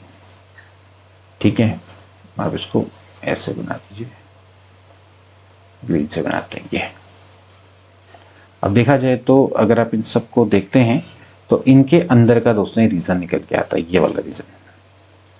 ठीक है, ये रीज़न है, तो यही आपका क्या है, ये आपका क्या है, फिजिबल रीज़न है। And these are the corner points, इन कॉर्नर पॉइंट्स को आपने चेक करना है। तो कॉर्नर पॉइंट कौन कौन से हैं, उन्हीं पर वैल्यू को आपने चेक करना है। कौन कौन सी वैल्यू है दोस्तों, एक है 0,1/2, दूसरा हो जाएगा 0,-1/2, 1/3, 0 एंड -1/3, 0। तो आपको क्या निकालनी है, maximum value of 9x + 4y निकालनी है। तो maximum value of 9x + 4y क्या हो जाएगी, अगर आप देखते हैं तो इन पॉइंट्स पे जहाँ पर नेगेटिव है वो तो नहीं होने चाहिए, आपसे केवल पॉजिटिव में देखिए। तो जैसे कि पहले वाले में 9 × 0 + 4 × 1/2, तो यहाँ पर से तो 2 आती है। ओके, और अगर आप इसको देखें तो ये आती है 9 × 1/3 + 4 × 0, यानी कि 3 यहाँ पर से वैल्यू निकल के आती है। तो इसमें इन दोनों में जो बड़ी वैल्यू दोस्तों कितनी है, 3 है। ओके, तो फिर हिसाब से अगर जो राइट ऑप्शन है दोस्तों कितना हो जाएगा, 3 हो जाएगा। तो राइट ऑप्शन विल बी 3। ठीक, अब वैसे ये जो प्रश्न होते हैं दोस्तों, ये जाने माने होते हैं। अगर आप देखें तो भाई 3x + 2y < 1 है, तो आपको पता लगता है कि इसमें आपका एक क्वाड्रिलेटरल टाइप का बनता है, और जो कॉर्नर पॉइंट होते हैं वही आपके फिजिबल रीजन बनते हैं। तो आप डायरेक्टली भी दोस्तों उसको कर सकते हैं कि आपको सिंपली क्या करना है, 3x + 2y के कॉर्नर पॉइंट निकालने हैं। बस इस क्वेश्चन को कैसे किया जाता है भाई, 3x + 2y बराबर 1 रख देते और इसके कॉर्नर पॉइंट निकाल लेते। जैसे कि एक आ जाता है 0,1/2 और एक हो जाता है 1/3, 0। फिर इसके बाद 0,1/2 तो दूसरा वाला 0,-1/2 और एक होता है -1/3, 0। बस आपने क्या करना था, इन पे डायरेक्ट वैल्यू को चेक कर देना है और जिस पे मैक्सिमम है उसको लिख देना है। तो डायरेक्ट भी बना सकते हैं, बट हमारा मोटिव है कि आपको पूरी तरह से बताएं कि एक्चुअली इस प्रश्न को कैसे सॉल्व किया जाता है। ऐसी देखिए एक और प्रश्न है दोस्तों, आपने मैक्सिमाइज करना है x1 + 5/2x2 को सब्जेक्टेड टू 5x1 + 3x2 < 15। इसके अलावा एक और है, इस बार दोस्तों आपकी 3 लाइन है। तो सबसे पहले आपने क्या करना है, यहाँ पर ये 3 इक्वालिटी है, इसको 3 स्ट्रेट लाइन में कन्वर्ट करेंगे, या बेसिकली इन इक्वालिटी को इक्वालिटी में कन्वर्ट करेंगे। तो हो जाएगा 5x1 + 3x2 बराबर हो जाएगा 15। फिर इसके बाद आ जाएगा -x1 + x2, या फिर दोस्तों आप चाहें तो इसको थोड़ा सही कर सकते हैं, इसको आप चाहें तो इसकी जगह पे लिख लेते हैं x1 - x2 > -1। ठीक है, तो हो जाएगा x1 - x2 बराबर -1, ऐसे लिख लेते हैं। ठीक है, ऐसे ही आप इसको लिख सकते हैं 2x1 + 5x2 बराबर 10। ठीक है, यहाँ से दोस्तों आप क्या करिए, पॉइंट्स निकाल लीजिए। पहले x2 0 रखेंगे तो x1 कितना आ जाएगा, 5 × 3 = 15। ऐसे ही आप यहाँ पर x1 दोस्तों 0 रखेंगे तो x2 आ जाएगा 3 × 5 = 15। तो इससे ही ऐसे ही आप यहाँ से निकालिए भाई, x1 और x2 है तो पहले आप x2 को 0 रखिए तो यहाँ से -1 आ जाएगा, और ऐसे ही अगर आप x1 को 0 रखेंगे तो 1 आ जाएगा। ठीक है, ऐसे ही यहाँ पर आप x1 को अगर मैं 0 रखता हूँ या x2 को अगर मैं 0 रखता हूँ तो यहाँ से 5 आ जाता है, और फिर x1 को अगर मैं 0 रखता हूँ तो यहाँ पर से 5 2 ज़ा 10 हो जाता है। ठीक है, तो ये हमारे पॉइंट बन गए।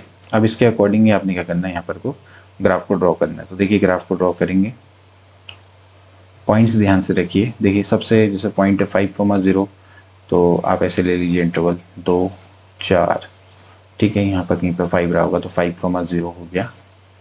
एंड ऐसे ही दूसरा है 0,5 तक जाता है, 0,5 तक पूरा यहाँ तक, इसको मान लीजिए 5 ही मान लेते हैं। ठीक है, इससे पहले 4 रहा होगा इस तरह से। ठीक है, तो इतना है। तो पहला वाला तो क्या हो गया 3,0 एंड 0,5, तो 3,0 ये हो गया आपका।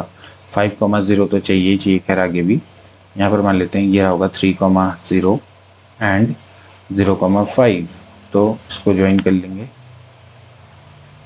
पहले इतना ही मिलाइए, पहली बात है पॉजिटिव दिया हुआ है।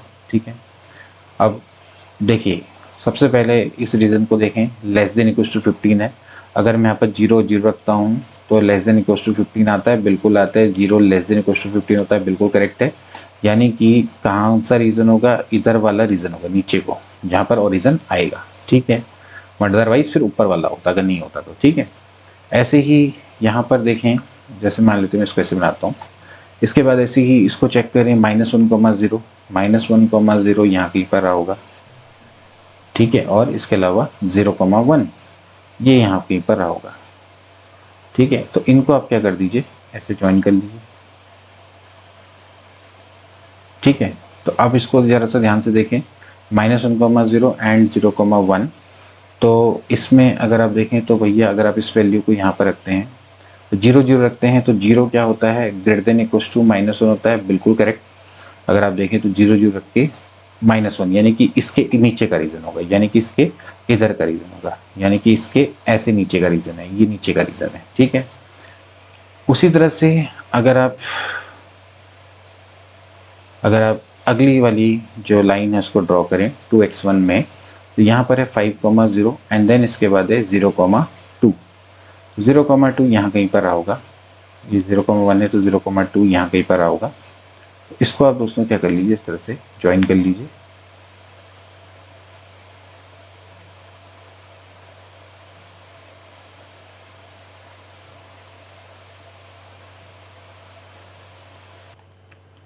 अब दोस्तों यहाँ पर आप इसको सॉल्व करिए। ये अगर आप देखते हैं तो ये वाला रीज़न दोस्तों आपका निकल के आता है।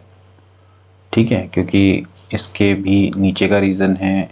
ठीक है, और इसके भी नीचे का रीज़न है, क्योंकि ये भी इसको सेटिस्फाई करता है 0 0 लेस देन 10, तो ऑब्वियसली बात है कि इसके भी नीचे का रीज़न है। ठीक है, अब इसका मतलब ये है कि आपके यहाँ पर देखा जाए तो फिजिबल रीज़न में ये दोस्तों इसके कॉर्नर पॉइंट रहने वाले हैं। These are the corner point, इनको दोस्तों हमें चेक करना पड़ेगा। ठीक है, अब ये कॉर्नर पॉइंट हमें कैसे मिलेंगे, आपस में इनको सॉल्व करके देखिए। ये तो मिल गए हैं 3,0 और ये है 0,0, ये वाला है 0,1। इसको और इसको दोस्तों हमें चेक करना पड़ेगा। ठीक है, तो इसको कैसे हम चेक करेंगे, आपस में सॉल्व करके इस इक्वेशन को इसके संग और इस वाली को इसके संग। तो हमें क्या करना पड़ेगा, इनको चेक करना पड़ेगा। ठीक है, तो सबसे पहले तो ये इक्वेशन है। ठीक है, -1,0 0,1 जिसके पॉइंट है।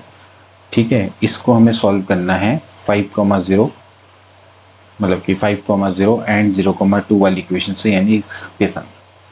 तो पहले आप इन दोनों को सॉल्व करिए, तो यहाँ से हो जाएगा भैया 2x1। इसको आप एक काम करते हैं 5 से मल्टीप्लाई करके ऐड कर दीजिए, तो हो जाएगा 5x1 - 5x2 बराबर हो जाएगा -5, हो जाएगा 2x1 + 5x2 बराबर हो गया 10। ये कैंसिल आउट हो जाएगा भाई 7x1 बराबर हो जाएगा माइनस, यहाँ पर हो जाएगा 5x1 बराबर हो जाता है 5/7। ठीक है, अगर x1 बराबर हो गया 5/7 तो फिर आप x2 भी निकाल लेंगे। तो x2 की वैल्यू कितनी हो जाएगी, इसको सॉल्व करके यहाँ पर आप निकाल लीजिए। x2 की वैल्यू हो जाएगी 1 + 5/7 यानी कि 12/7। ठीक है, तो ये जो पॉइंट है ये तो आपका आ गया 5/7, 12/7। ठीक है, ऐसे ये पॉइंट निकालना है, ये वाला। ये वाला पॉइंट अगेन दिस लाइन और दिस लाइन को सॉल्व करके, यानी कि आपको ये लास्ट वाली लाइन ओके और इस वाली को सॉल्व करना पड़ेगा। तो again if we solve this we have 5x1 plus 3x2 बराबर है 15, यहाँ पर है 2x1 प्लस 5x2 बराबर है 10। ना इसको मल्टीप्लाई करेंगे दोस्तों 5 से, इसको मल्टीप्लाई करेंगे 3 से, सब्ट्रैक्ट कर देंगे तो 5 पंजे 25, 3 दूनी 6, 25 में से 6 गया, यहाँ पर आ जाएगा 19। x1 बराबर हो जाता है 15 पंजे 75, यहाँ पर माइनस भी कर लेंगे, ठीक है, -30 यानी कि 45 डिवाइडेड बाई 19 ओके, तो एक आ जाता है 45 डिवाइडेड बाई 19। सिमिलरली अगर आप x2 निकालेंगे तो यहाँ पर दोस्तों मैं लिख लेता हूँ, यहाँ पर थोड़ा सा वो हो गया है, 45 डिवाइडेड बाई 19। ऐसे ही x2 निकालेंगे, x2 की वैल्यू को यहाँ पर दोस्तों रख देंगे तो ये जाएगा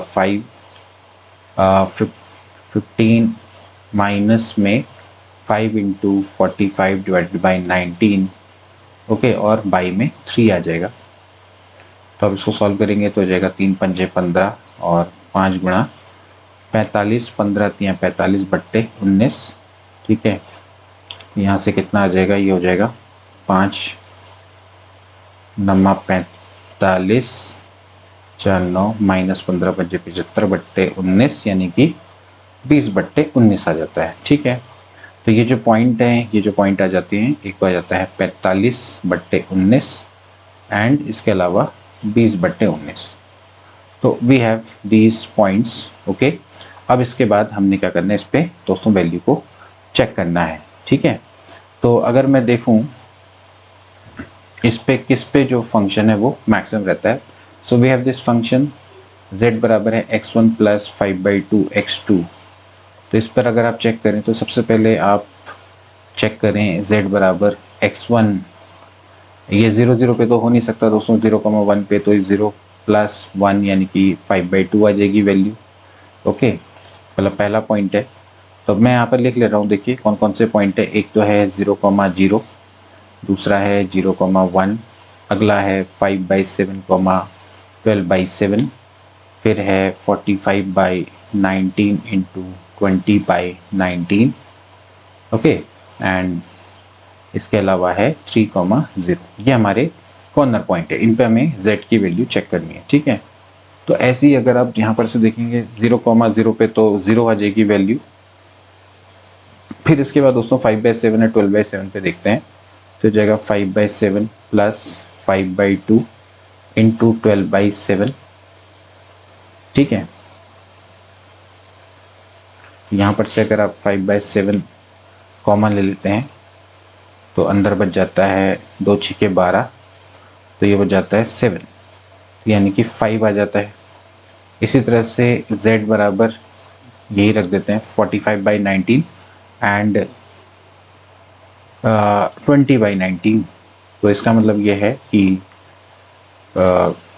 45/19 प्लस 5/2 इंटू अगेन यहाँ पर आ जाएगा 20/19, ठीक है।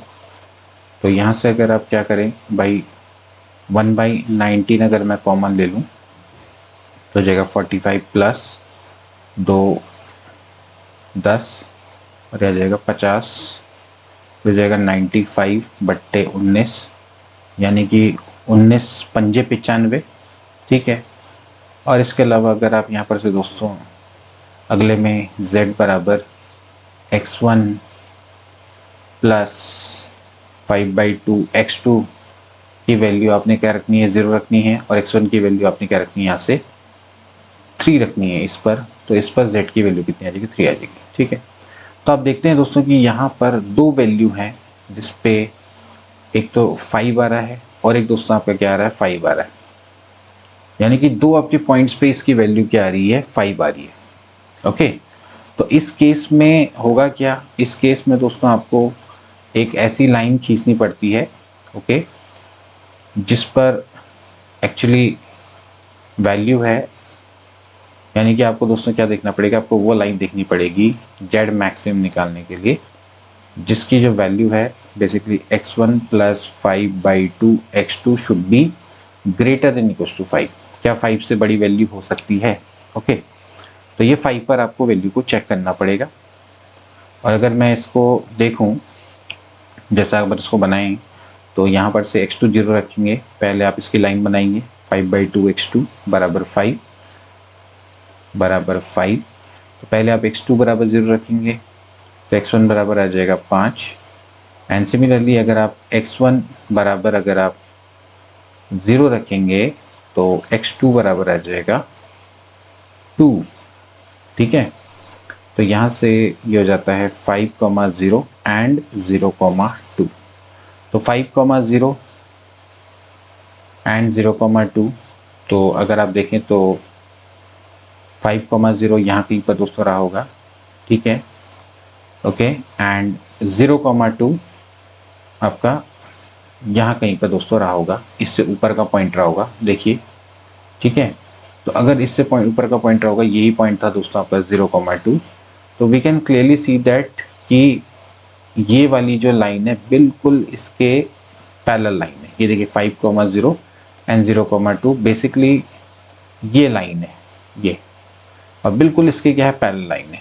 ओके, और इसके अलावा दोस्तों ये कह रहा है कि इसकी वैल्यू 5 से बड़ी होनी चाहिए, इसका मतलब है कि इसके ऊपर का रीजन। तो इसके ऊपर का दोस्तों अगर रीजन है, इसके ऊपर का रीजन है, तो फिर इसका मतलब है कि यहाँ पर आपका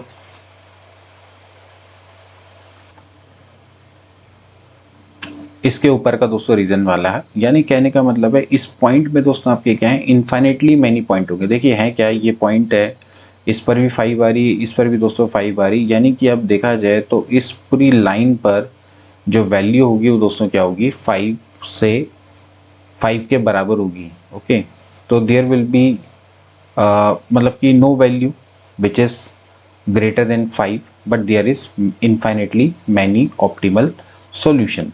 ओके, तो हिसाब से दोस्तों देखा जाएगा तो बी वाला ऑप्शन दोस्तों इसका करेक्ट होना चाहिए। There will be infinitely many optimal solution. इस लाइन सेगमेंट के बीच में दोस्तों क्या होंगे, कई सारे पॉइंट होंगे जिन पे दोस्तों ये आपकी क्या करेगा, अपनी मैक्सिमम वैल्यू को दोस्तों यहाँ पर अटेन करेगा। नेक्स्ट क्वेश्चन देखेंगे दोस्तों, dual simplex method is applicable to those LPP that starts with. बहुत अच्छा दोस्तों प्रश्न है, डुअल सिंप्लेक्स मेथड कहाँ पे अप्लाई की जाती है जिसमें लीनियर प्रोग्रामिंग स्टार्ट होती है।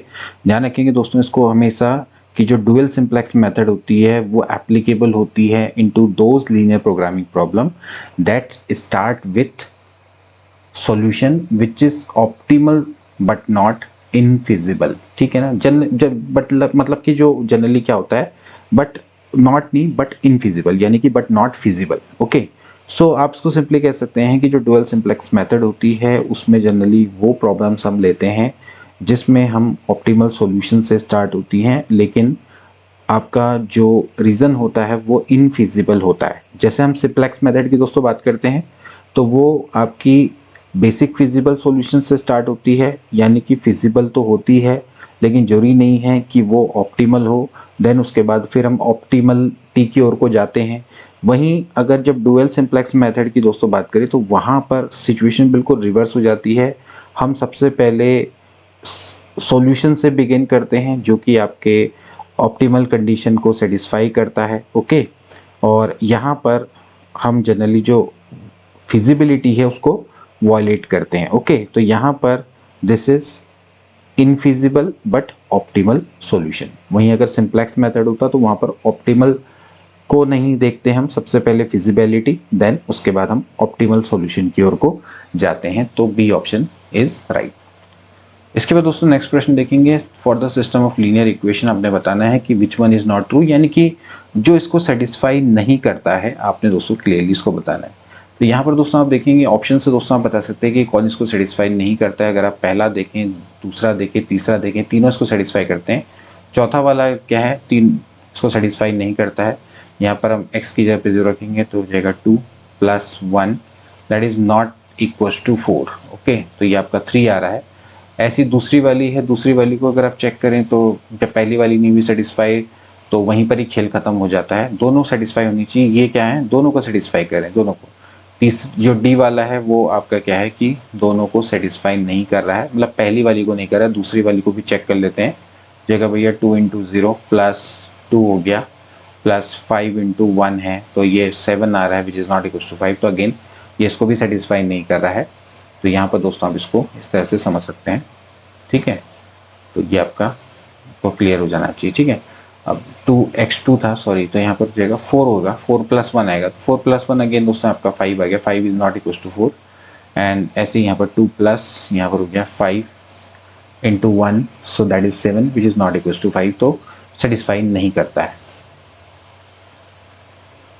ऐसे देखो एक और प्रश्न है दोस्तों, यहाँ पर आपने इसको मैक्सिमाइज करना है और आपके सामने ये कांस्टेंट दोस्तों दिए हुए हैं। फटाफट से दोस्तों इसको करेंगे। देखिए सबसे पहले हम इनइक्वालिटी को इक्वालिटी में कन्वर्ट करेंगे। x1 माइनस एक्स बराबर हो जाएगा -1। इसी तरह से अगर मैं इसको दोस्तों सॉल्व करूँ तो इसको मैं लिख सकता हूँ x1 minus x greater than equal to 0, ठीक है। इसके बाद फिर नॉन नेगेटिव रिस्ट्रिक्शन। सबसे पहले यहाँ पर आप x2 0 रख दीजिए, यहाँ पर आ जाएगा -1। ऐसे x1 0 रखेंगे तो दोस्तों आ जाएगा 1, ठीक। यहाँ पर तो दोस्तों ये जो लाइन है, यहाँ पर ये लाइन है y बराबर x की दोस्तों लाइन है, x1 बराबर x2 की लाइन है, इसको बराबर रख दीजिए, ठीक है। और यहाँ पर ध्यान रखना है कि आपने क्या किया, x1 minus x greater than equal to 0। तो ये लाइन तो इसमें आपकी क्या होगी, ये लाइन होगी जो कि 45 डिग्री का एंगल बनाते हुए जाएगी। तो देखिए इसको कैसे बनाएंगे, यहाँ से पहले तो ये लाइन होगी, ओके, ये वाली लाइन होगी x1 बराबर x2 की, ठीक है। और जो दूसरे पॉइंट है उसको आप ड्रॉ कर दीजिए, यहाँ पर हो जाएगा -1, 0 एंड 0,1 यहाँ के कर रहा होगा। इनको हम ऐसे ज्वाइन कर लेंगे, ठीक है। तो अब ध्यान रखना है कि 0 को -1,0, तो आपको ये पता होना चाहिए कि पॉजिटिव है, यानी कि इस क्वाड्रेंट के इधर ही रहेगा जो भी रहेगा। अब सबसे पहले अगर आप चेक करें तो भैया 0 0 रखते हैं, तो 0 आपका लेस देन -1 है, ऑब्वियसली बात है कि सही है, तो नीचे की ओर को जाएगा। एंड इस वाले में रीज़न में दोस्तों आपको चेक करना पड़ेगा कि x1 greater than equal to x2 कब होता है, यानी कि x1 की वैल्यू x2 से बड़ी कब होती है। तो आप देखेंगे कि कब इसकी वैल्यू, देखिए अगर आप यहाँ पर देखें तो 0,0 है, यहाँ पर है दोस्तों 1,0, फॉर एग्जाम्पल के लिए यहाँ पर है 2,0। तो अगर आप इधर की ओर को जाएंगे, यानी कि इधर की ओर को, यानी कि इस रीजन की ओर को, तो यहाँ पर आपका क्या है कि जो x1 है उसकी वैल्यू x2 से बड़ी होती चली जाएगी, ठीक है। और अगर आप इधर की ओर को जाएंगे तो फिर इसकी वैल्यू क्या होगी, कम होगी। तो अगर आप इस हिसाब से देखें तो कौन सा रीज़न होना चाहिए दोस्तों, ये वाला रीज़न होना चाहिए, क्योंकि इस रीज़न में होगा क्या कि आप देख सकते हैं 2,0 है, ऑब्वियसली बात है कि x1 क्या x2 से बड़ा है, x1 क्या x2 से बड़ा है, ये वैल्यू x1 की है, ये वैल्यू x2 की है, तो x1 क्या x2 से बड़ा है, तो आपका ये वाला रीज़न होगा। तो दोनों से कंबाइन करके दोस्तों आपका कहता है अनबाउंडेड सॉल्यूशन आता है। तो इसका मतलब है कि नॉन एग्जिस्टेंस, यानी कि एग्जिस्ट नहीं करता है, तो मैक्सिमाइज आप जेड को नहीं कर पाएंगे क्योंकि आपका जो रीज़न है वो अनबाउंडेड है, ठीक। तो फिर इस केस में आप इसको नहीं कर पाएंगे, ठीक है। तो ये इनफिजिबल रीज़न आ रहा है। नेक्स्ट क्वेश्चन देखेंगे, for the set of 2 linear equation with 4 variable the maximum number of basic solution क्या हो सकते हैं। बहुत अच्छा प्रश्न है दोस्तों, कि अगर आपके पास 2 लीनियर इक्वेशन है और उसमें 4 वेरिएबल है, जैसे कि इससे पिछला वाला ही दोस्तों क्वेश्चन था, जैसे x1 plus x2 plus x3 plus x4 है मान लेते हैं, और इस पर 2 इक्वेशंस हैं, जैसे मान लेते हैं 2 मान लेते हैं, ऐसी कोई इक्वेशन मान लेते हैं भाई 2x1 plus x2 plus x3 plus 2x4, ठीक है, बराबर 4 मान लेते हैं। इस तरह से आपके पास 2 इक्वेशन है और यहाँ पर 4 वेरिएबल हैं, तो इसके मैक्सिमम बेसिक सॉल्यूशन क्या हो सकते हैं, ठीक है। तो पहले तो आप ये समझ लीजिए कि भाई बेसिक सॉल्यूशन क्या होता है। तो बेसिक सॉल्यूशन क्या होता है कि जितने यहाँ पर आपके वेरिएबल होते हैं उतने ही आपकी क्या होने चाहिए, इक्वेशंस होनी चाहिए, ठीक है। तो इस तरह से हम इसको करते हैं। तो अगर आप यहाँ पर दोस्तों ध्यान से देखें तो हमारी जो इक्वेशन है वो आपकी 2 है, तो बेसिकली यहाँ पर 2 ही वेरिएबल होने चाहिए। तो हम क्या कर सकते हैं, या तो x1 x2 को चुन लें और बाकी को दोस्तों हम क्या करेंगे, ट्रीट करेंगे एज अ 0, ठीक है। या फिर हम x1 x3 को चुन लें, ठीक है, तो बेसिकली हमारे पास कितने हैं, 4 टोटल वेरिएबल है, उसमें से हमें 2 को सिलेक्ट करना है, तो उसके वे कितने हो जाएंगे 4C2। तो there are total 6 basic solution. ये आपने ध्यान रखना है। मतलब कि बेसिक सॉल्यूशन सिंपली ये कहता है कि जितने नंबर ऑफ इक्वेशंस हैं उतने नंबर ऑफ वेरिएबल होना चाहिए। यानी कि अगर आपके पास इक्वेशन 2 हैं तो 2 ही वेरिएबल होना चाहिए, तो बाकी को आप इक्वेट करेंगे एज अ 0, यानी कि x3 और x4 को आपने क्या बना दिया, 0 बना दिया। अब आपका बेसिक सॉल्यूशन निकलेगा भाई x1 x2 का। तो ऐसे ही आप क्या कर सकते हैं, x3 और x4 की जगह पे x1 और x3 को कर दिया, या x2 और x4 को कर दिया। तो आपके पास अगर मान लेते हैं m इक्वेशंस हैं और n वेरिएबल हैं, तो total number of basic solution क्या होते हैं, MCN होते हैं। ध्यान रखना कि जो m है, m की वैल्यू क्या होगी, m मतलब आपकी टोटल नंबर ऑफ वेरिएबल हैं और n इक्वेशन है, तो यहाँ पर m की वैल्यू क्या होगी, ग्रेटर देन n होगी, या greater than equals to n हो सकती है। ठीक, तो ये ध्यान रखिएगा। तो अगर अगर total number of variable m है एंड इक्वेशन आपकी n है, तो जो total number of basic solution होते हैं वो आपके क्या होते हैं, MCN के बराबर होते हैं। इस फॉर्मूला को दोस्तों आप डायरेक्टली याद कर सकते हैं। ठीक है, जहाँ पर m क्या है, number of variables, and n क्या है, इसके नंबर ऑफ इक्वेशन। ठीक हो गया, तो आप इसको ध्यान रखेंगे। तो इस फॉर्मूला से डायरेक्टली आपका कितना हो जाएगा, 4C2 आ जाएगा। बाकी मैंने आपको बता ही दिया कि आप नंबर ऑफ इक्वेशन जितनी है उतनी नंबर ऑफ वेरिएबल होने चाहिए। तो आप क्या करेंगे कि नहीं, 2 वेरिएबल को 0 रखेंगे तो फिर ये 2 आएंगे, यानी कि x1 x2, इनमें से कितनी 2 को, मतलब सिंपली 4 में से 2 को सिलेक्ट करना है। तो 6 इसके क्या हो सकते हैं, टोटल बेसिक सॉल्यूशन हो सकते हैं, क्योंकि जब आप x3 और x4 को 0 रखोगे तब x1 और x2 का सॉल्यूशन आएगा। फिर ऐसे ही आप x2 और x3 को 0 रखोगे तो x1 x4 का सॉल्यूशन आएगा। तो ऐसे कुल मिला के 6 आपके सॉल्यूशन हो सकते हैं। इसके बाद नेक्स्ट देखेंगे, if there is no feasible region for linear programming problem then the problem have. देखिए ध्यान रखना है कि अगर कोई भी लीनियर प्रोग्रामिंग प्रॉब्लम है, अगर उसमें कोई भी फिजिबल रीजन नहीं बनता है, तो इसका मतलब है there will be no solution. Infinite solution, unbounded solution, unique solution का कोई सवाल नहीं बैठता है, तो there will be only and only no solution. तो फिजिबल रीजन होना चाहिए, फिजिबल रीजन के बाद ही दोस्तों फिर क्या होता है, सॉल्यूशन निकल पाता है। ओके, इसके बाद देखिए नेक्स्ट प्रश्न देखेंगे, the third divided difference of fx 1/x, जहाँ पर x की वैल्यू है a b c d। Okay, सबसे पहले दोस्तों समझ लीजिए भाई डिवाइडेड डिफरेंस क्या होता है। ओके, तो डिवाइडेड डिफरेंस दोस्तों क्या है कि जैसे मान लेते हैं अगर मुझे डिवाइडेड डिफरेंस निकालना है, तो मैं इसको इस तरह से लिखता हूँ, जैसे कि मान लेते हैं मुझे डिवाइडेड डिफरेंस निकालना है, तो मैं सिंपली क्या करूँगा, fx पे जो भी वैल्यू रहेगी, जैसे मान लेते हैं a कॉमा बी है, that is known as a divided difference, तो ये हो जाएगा F b minus F a बट्टे बी माइनस ए। इस तरह से दोस्तों इसको दिखाते हैं। ठीक है, तो ये होता है डिवाइडेड डिफरेंस का फॉर्मूला। ठीक है, तो यहाँ पर आपको थर्ड डिवाइडेड डिफरेंस निकालना है, तो पहले ये तो आपका हो जाएगा फर्स्ट, फिर second divided difference F A B C से दिखाएंगे, तो ये हो जाएगा F B C minus F A C बट्टे सी माइनस ए। मतलब पहले आपने बी और सी को लेना है, फिर आपने ए और बी को लेना है, एंड देन उसके बाद हो जाएगा सी माइनस ए। ये वो होता है second divided difference. Okay, similarly अगर आपको थर्ड डिवाइडेड डिफरेंस निकालना है, तो हो जाएगा F B C D minus में F A B C divide में ये हो जाएगा डी माइनस ए। तो इस तरह से हम क्या करते हैं, डिवाइडेड डिफरेंस को निकालते हैं। ठीक है, इसके लिए आप कभी कभार इस सिंबल का प्रयोग भी करते हैं, ये डिवाइडेड डिफरेंस का सिंबल होता है। ओके, तो हम इसका प्रयोग करते हैं, और फिर ऐसी सेकंड डिवाइडेड डिफरेंस होगा तो यहाँ पे स्क्वायर आ जाएगा। इस तरह से दोस्तों हम इसको कैलकुलेट करते हैं। तो फिलहाल आपको एफ एक्स दिया हुआ है, तो मैं आपको एफ एक्स की फॉर्म में ही बताऊंगा, जैसे एफ एक्स बराबर है 1/x। तो पहला डिवाइडेड डिफरेंस है, जैसे मान लेते हैं आपको a कॉमा बी के टर्म में है, तो यहाँ से दोस्तों क्या हो जाएगा, ये हो जाएगा F b minus F a बट्टे बी माइनस ए, यानी कि यहाँ पर से आप देखें तो हो जाएगा 1/b फ्रॉम दिस 1/a बट्टे b माइनस ए। इसको सॉल्व करेंगे तो हो जाएगा भैया a माइनस बी बट्टे A B into B minus A, यानी कि माइनस में 1/ab। ओके, अब ऐसे ही एफ ए बी निकाल दिया आपने, सेकंड डिवाइडेड डिफरेंस निकाल लेंगे, that is a B c. तो देखिए अब आपको पता है भाई एफ ए बी कितना है, -1/ab, तो एफ बी सी क्या होगा, माइनस में 1/bc। ऐसी एफ ए बी क्या हो जाएगा, माइनस में 1/AB, तो प्लस हो जाएगा डिवाइड में फिर C माइनस ए, ठीक है।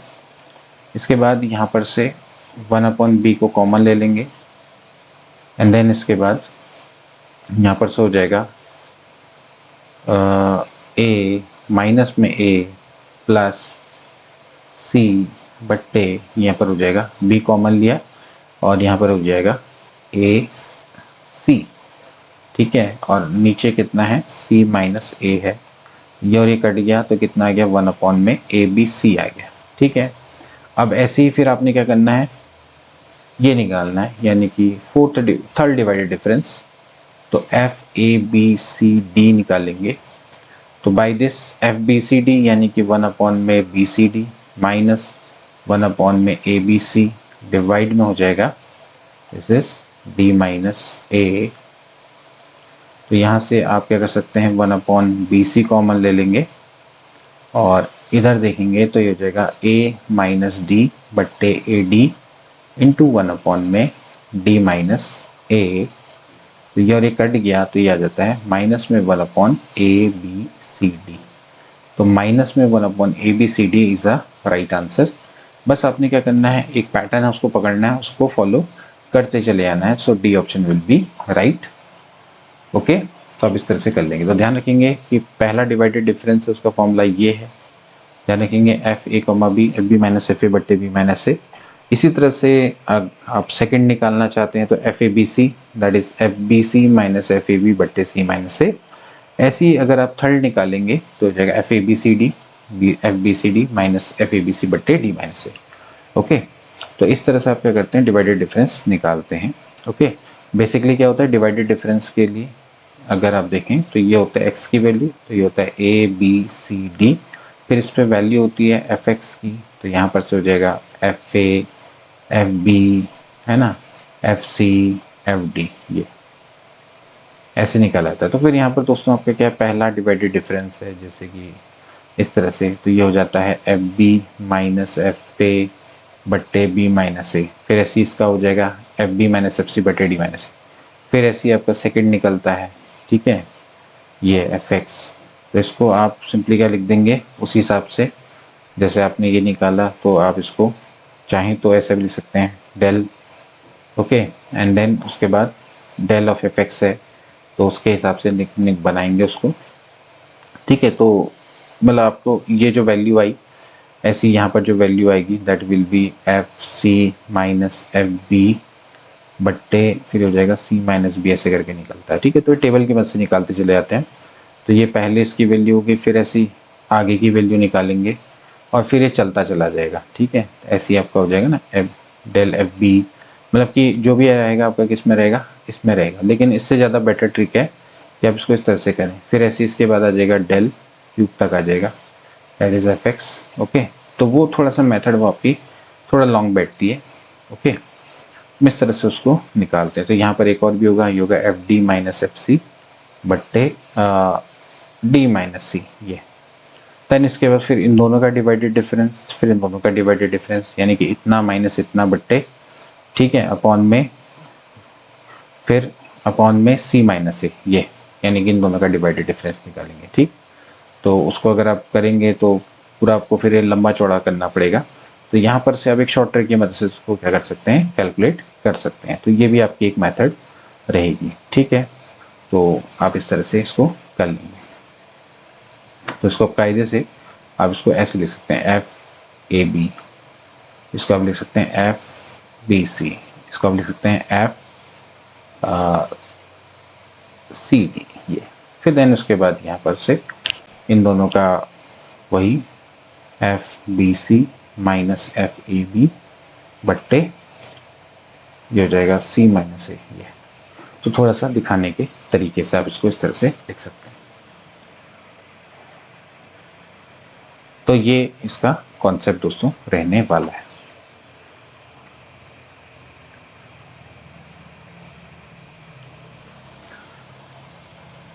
चलिए, तो ये हो गया दोस्तों इसका करने का तरीका। ऐसे देखिए एक और अच्छा प्रश्न है, एक क्यूबिक पॉलिनोमियल है एफ एक्स, जो कि ये वैल्यूज़ को लेता है, आपको बताना है कि वो पॉलिनोमियल क्या होगा। बहुत अच्छा दोस्तों प्रश्न है। आप देखेंगे तो दोस्तों यहाँ पर सबसे इंपॉर्टेंट है 0 से लेके 1, 1 से लेके 2, 2 से लेके 3, यानी कि डिफरेंस दोस्तों आपका सेम है।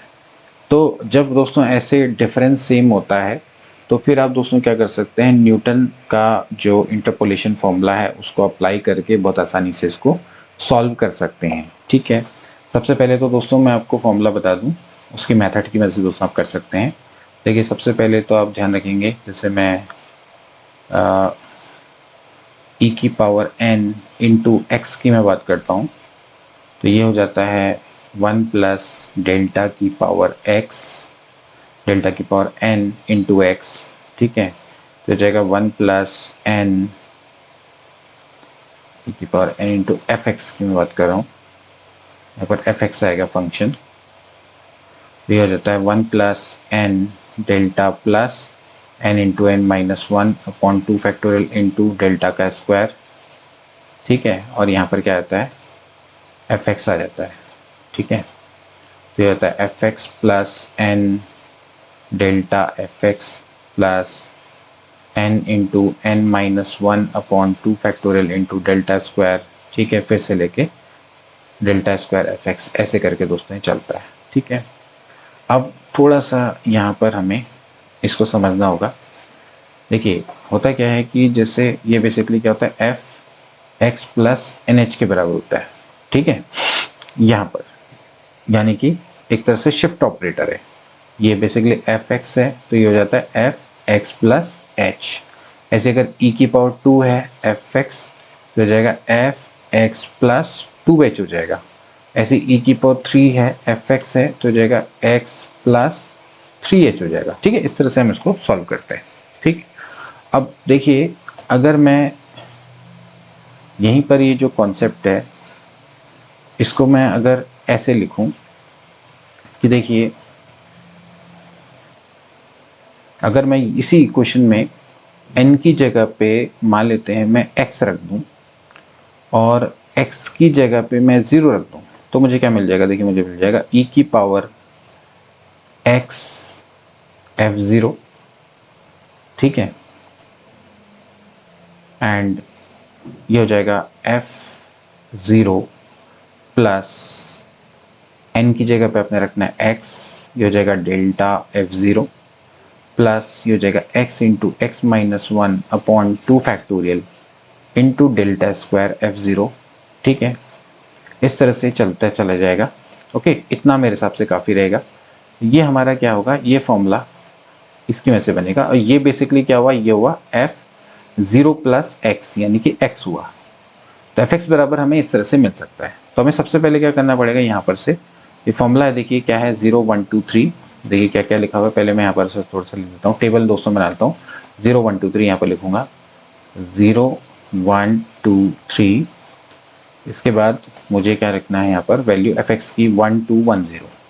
एफ एक्स की वैल्यू है 1 2 1 0 1 2 1 10 मतलब। ठीक है 10। ओके, अब सबसे पहले मुझे निकालना है डेल्टा एफ एक्स। ओके, तो डेल्टा एफ एक्स का मतलब होता है कि आपका आगे वाले में से माइनस कर दो। 2 में से 1 गया 1, 1 में से 2 गया -1, 10 में से 1 गया 9। फिर आ जाएगा डेल्टा स्क्वायर एफ एक्स, यानी कि इन दोनों का डिफरेंस -1 में से 1 गया -2, 9 में से 1 गया 10। इसके बाद होता है delta cube F x. Okay, हो जाएगा 10 - 2 यानी कि +12, इस तरह से। ठीक है, तो अब ये जो वैल्यू होती है, ये जो वैल्यू होती है ये होती है f0। This is delta f0, this is delta square f0 and this is delta cube f0। अब ये वैल्यू को आपने यहाँ पुटअप करना है। कहाँ पुटअप करना है, यहाँ।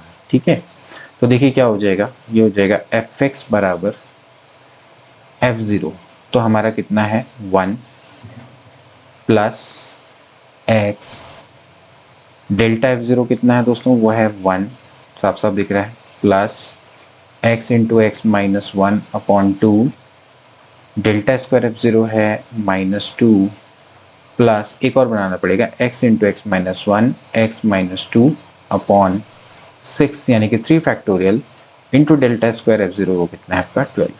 ठीक है, अब इसको आप सॉल्व कर लीजिए तो आपको पॉलिनोमियल मिल जाएगा। तो यहाँ से इसको सॉल्व करेंगे तो जाएगा भैया 1 प्लस एक्स, ये हो जाएगा प्लस, ये माइनस ही मान लीजिए, माइनस में एक्स स्क्वायर प्लस एक्स, और ये हो जाता है 6 दूनी 12, ये हो जाएगा x square minus x into x minus 2 into 2, हो जाएगा 1 प्लस 2x माइनस में एक्स स्क्वायर प्लस, हो जाएगा एक्स क्यूब माइनस में 2x स्क्वायर माइनस में x square plus 2x into 2 हो जाएगा, हो जाएगा 1 प्लस 2x माइनस में x square plus 2x cube, ये हो जाता है -3 यानी कि minus x square plus 4x, तो 2x क्यूब माइनस में 7x square plus 4 to 8x plus 1. So this is the required polynomial. This is the required polynomial. Okay. So what is the answer? 2x cube minus 7x square plus 8x plus 1. 8x आ रहा है यहाँ पर, 8x आ रहा है, यहाँ पर 8x नहीं होगा दोस्तों, यहाँ पर 6x होगा, 4 और 2 6 हुआ ना, तो 2x cube minus 7x square plus 6x plus 1 plus 6x plus 1, यानी कि B option will be right. तो B option will be correct. Okay, तो समझे भाई इसको किस तरह से बनाना है। सबसे पहले दोस्तों हमें एक चीज़ ध्यान रखनी होगी कि यहाँ पर ये जो डिफरेंस है अगर ये इक्वल है तो फिर हम दोस्तों यहाँ पर सिंपली क्या करते हैं, जो न्यूटन का फॉर्मूला होता है फॉरवर्ड फॉर्मूला, उसको हम यहाँ पर यूज़ करके इसको निकाल सकते हैं। तो ध्यान रखना है कि आपको fx है, आपको fx निकालना है, तो fx को मैं ऐसे ही सिंपली लिख सकता हूँ e की पावर x इंटू f0 में लिख सकता हूँ। e की पावर x बेसिकली क्या होता है 1 प्लस डेल्टा की पावर x इंटू f0, देखिए डायरेक्ट फॉर्मूला ऐसे, और फिर यहाँ पर क्या कर देंगे, इसको ऐसे खोल देंगे, ये खुल गया। ठीक है, इसके बाद आपने क्या करना है, थोड़ा सा यहाँ पर साइड में टेबल की मदद से आपको यहाँ से 0 1 2 3 हो गया, फिर इस पर आपने fx की वैल्यू निकाली, इतना माइनस इतना करेंगे तो ये आ जाएगा, ये आ जाएगा, ये आ जाएगा, फिर इसके बाद इन दोनों का डिफरेंस। तो ये जो वैल्यूज़ होती हैं ये क्या होती है, ये होती है f0, ये होती है डेल्टा f0, ये होती है डेल्टा स्क्वायर f0, और ये होती है डेल्टा क्यूब f0। बस इसको क्या करना है, यहाँ पर इस फंक्शन में पुट अप कर देना है, एंड देन उसके बाद आपको दोस्तों यहाँ पर से पॉलिनोमियल थर्ड डिग्री का मिल जाएगा। ओके, तो थोड़ा सा ये टाइम टेकिंग क्वेश्चन है, बट ये है कि अगर आपको फॉर्मूला पता है तो आप इसको थोड़ा जल्दी कर पाएंगे, और थोड़ा जो ऑप्शन है ऑप्शन से भी आप इसको कर पाएंगे। नेक्स्ट क्वेश्चन देखेंगे दोस्तों, जो कि है न्यूटन रैप्सन फॉर्मूला पर based for finding the value of square root of capital N। बहुत अच्छा दोस्तों ये क्वेश्चन है, और देखिए दोस्तों आपके बेसिक से कुछ क्वेश्चंस हैं जो कि आपके दोस्तों इससे आते हैं न्यूमेरिकल एनालिसिस से, इसके बारे में दोस्तों आपको पता होना चाहिए। सबसे पहले तो दोस्तों आपको न्यूटन रैप्सन फॉर्मूला पता होना चाहिए। न्यूटन रैप्सन फॉर्मूला क्या होता है दोस्तों, xn प्लस 1 बराबर होता है xn minus F xn divided by F dash xn. Okay, अब देखिए सबसे पहले आपको दोस्तों क्या करना है, फंक्शन को निकालना है। देखिए फंक्शन को किस तरह से निकालेंगे, देखिए स्क्वायर रूट ऑफ n है, ये मान लेते दोस्तों आपका x है, तो इसका मतलब है कि जो एक्स स्क्वायर है वो बराबर n है, तो यानी कि एक्स स्क्वायर माइनस n है दोस्तों, मैं इसको क्या मान लेता हूँ, फंक्शन मान लेता हूँ, यानी कि fx है दोस्तों हमारा क्या होगा, एक्स स्क्वायर माइनस n के बराबर होगा। ठीक है, तो यहाँ पर सबसे पहले मैं जो फंक्शन है उसको मैं मानता हूँ एक्स स्क्वायर माइनस n, ये मेरा फंक्शन रहेगा। इसके बाद इस पे मैं यहाँ पर वैल्यू रख दूंगा, तो देखिए एफ एक्स एन कितना हो जाएगा, यहाँ पर से एक्स एन का स्क्वायर माइनस एन। इसके बाद अगर आप इसको डिफरेंशिएट करते हैं तो it will B 2xn basically. Okay, तो ये हो जाएगा xn प्लस 1 बराबर हो जाता है xn माइनस में फंक्शन वैल्यू है xn का स्क्वायर माइनस n डिवाइड में 2xn।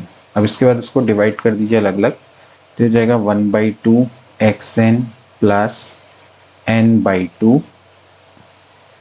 Upon xn। ठीक है, यहाँ से 1 minus 1/2 that is 1/2 xn plus n/2 xn। Okay, तो टेक 1/2 एज अ कॉमन, तो यहाँ पर क्या बच जाएगा xn प्लस n/xn। ओके, तो क्लियरली अगर देखा जाए तो this is formula for finding the value of square root of n. Okay, तो इस तरह से दोस्तों हम इसको निकालते हैं। ओके, तो हम जनरली क्या करते हैं, हम एफ एक्स को एक्स स्क्वायर माइनस एन की फॉर्म में निकालेंगे एंड देन दोस्तों इसमें हम ये करेंगे कि एफ एक्स को हम x की वैल्यू हम इसके जीरोस निकालने का प्रयास करेंगे। तो जीरोस का मतलब है कि बेसिकली जो क्या करेगा, इस इक्वेशन को सेटिस्फाई करेगा। सेटिस्फाई वही करेगा जिसमें एक्स स्क्वायर माइनस एन बराबर क्या आ जाएगा, जीरो आ जाएगा। ठीक है, तो हम इसके जीरोस को निकालने का प्रयास करेंगे इसके इस फॉर्मूला की वजह से, यानी कि हमारा जो फंक्शन है वो इस तरह की फॉर्म में रहना चाहिए, लाइक एफ एक्स बराबर होना चाहिए x square minus n and then उसके बाद हमें एक्स की वो वैल्यूज निकालनी होगी अप्रोक्सीमेटली, जिसके लिए इस इक्वेशन क्या हो जाएगी, सेटिस्फाई हो जाएगी और जिस पे ये वैल्यू आपकी अप्रोक्सीमेटली जीरो हो जाएगी। ठीक है, सो इसका मतलब वही है कि this is the formula of finding the value of root n. हम इसमें रूट एन की वैल्यू को ही निकाल रहे हैं। तो ये हमारा दोस्तों क्या रहेगा, उसका इटरेटिव फॉर्मूला रहने वाला है। ओके, तो फिलहाल तो दोस्तों आज के लिए हम इतना ही करेंगे। आई होप कि आज के जो कॉन्सेप्ट है वो आपको अच्छे से क्लियर होंगे। अब आगे नेक्स्ट पार्ट का इंतजार करिए, उसमें हम दोस्तों आपको आगे सॉल्व करवाएंगे नेक्स्ट के क्वेश्चंस। तो आज के लिए इतना ही, मिलेंगे नेक्स्ट क्लास में, तब तक के लिए take care and good bye.